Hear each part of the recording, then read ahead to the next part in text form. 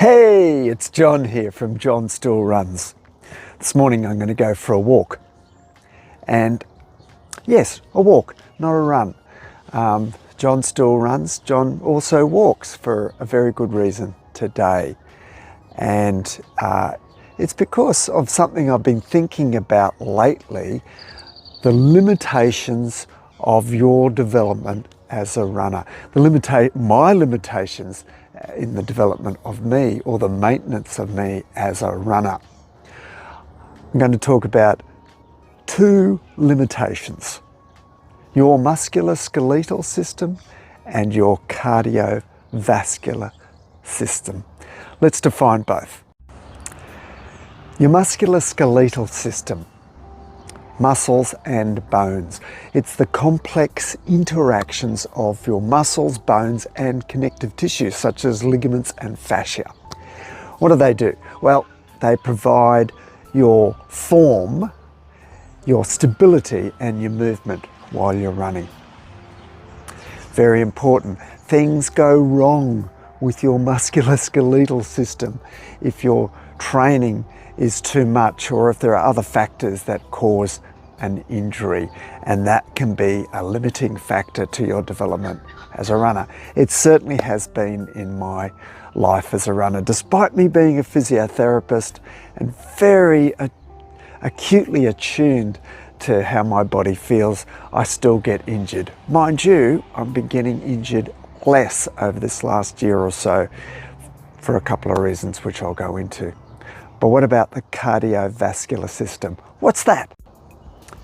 The cardiovascular system.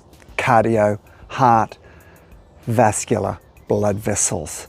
So basically, your cardiovascular system consists of your heart, blood vessels and blood, and it's a system that carries the nutrients and oxygen-rich blood to all parts of your body, as well as the deoxygenated blood back to your lungs to breathe out that carbon dioxide. So if you include the lungs in the systems, it's called the cardiopulmonary system.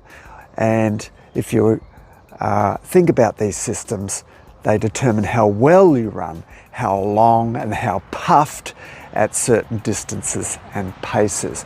Now that can be a limiting factor, and it's very related to your training and to your body as well, certain genetic factors. Has that been a limiting factor in my development and maintenance as a runner? It certainly has, and it's become more so the older I get. So we're going to talk about the musculoskeletal system and the cardiovascular / cardiopulmonary systems, and how they can be limiting factors at certain parts of your running life in certain circumstances.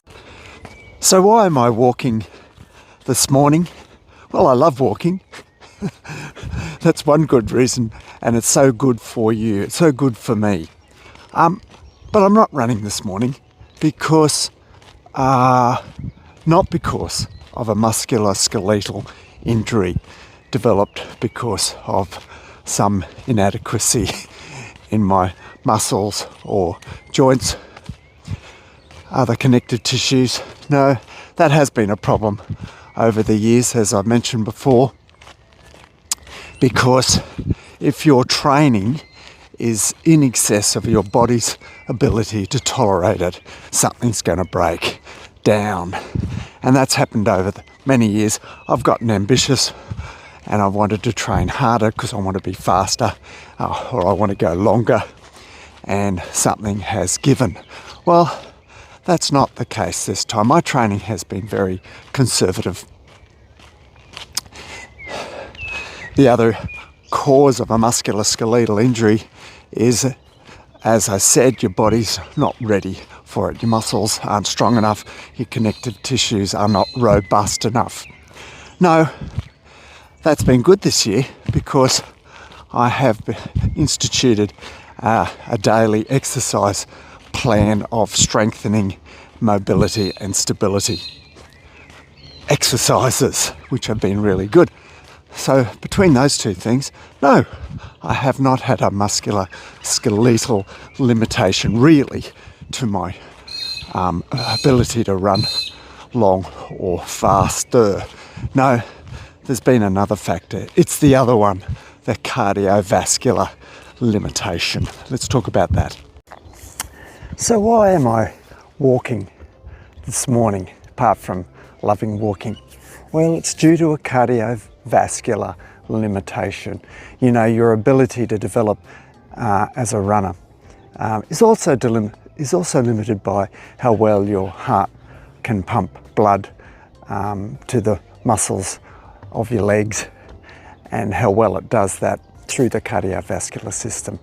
The whole delivery system, the capillaries, the strength of the heart, contractions, the cardiac output that's provided while you run. It'll limit how far and how fast you can go. Well, there's two things that are involved here. It's genetics. You can't become as good as the marathon world record holder. I was pleased to run 3 marathons under 3 hours in my lifetime. That for me was an accomplishment. I was unlikely to get much better than that. A little bit better perhaps, but not much better, and that was genetics. So genetics and what you inherit from your parents and grandparents is a factor. What's affected me is my journey, my health journey, and that's another factor that's going to affect your development and maintenance as a runner, your health. And in my case, atrial fibrillation. So my story is, apart from getting prostate cancer last year, about 3 or 4 years ago, I developed a heart condition called atrial fibrillation. This is where you get abnormal electrical signals to your heart. It causes the top part of the heart, called the atria, to go into a wriggly wiggly quivering contraction state. Effectively, it doesn't work as well as it should when it's getting the correct electrical signals from the sinoatrial node. You get signals from elsewhere, they don't know what to do, so the atria goes into fibrillation. Effectively, you lose about 30 to 40% of your cardiac output, and there's a pooling of blood in the atria, which potentially can cause a clot that can travel around to your brain or your lungs, causing a significant health issue. So it's very important to keep that under control.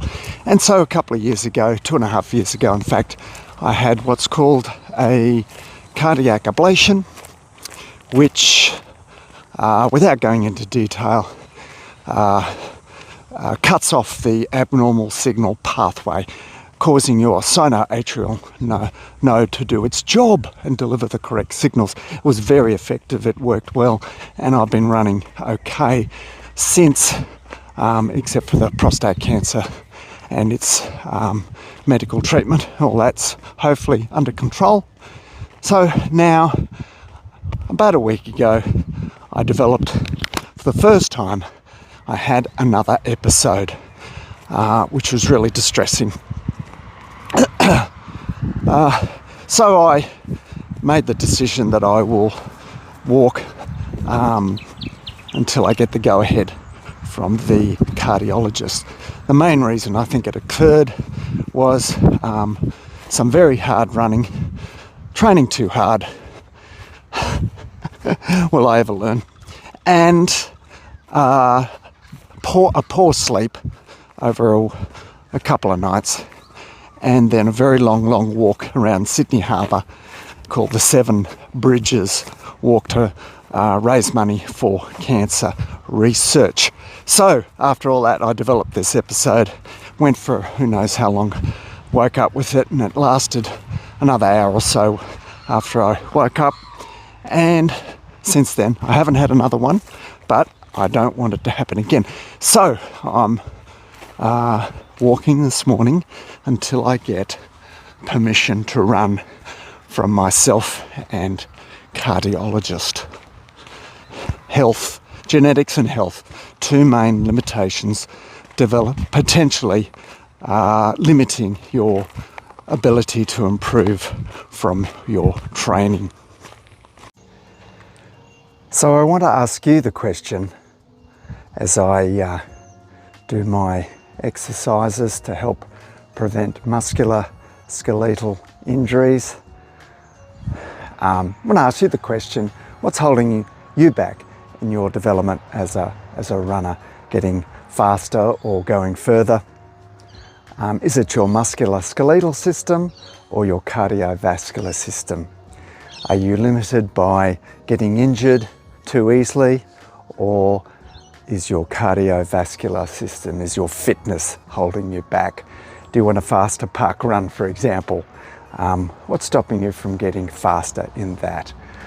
Good question.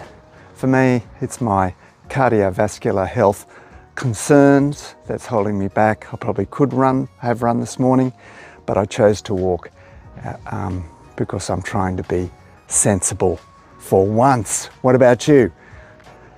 What's holding you back? Whatever you're doing today, enjoy. If it's running, excellent. If it's going for a walk, fantastic. Catch you next time.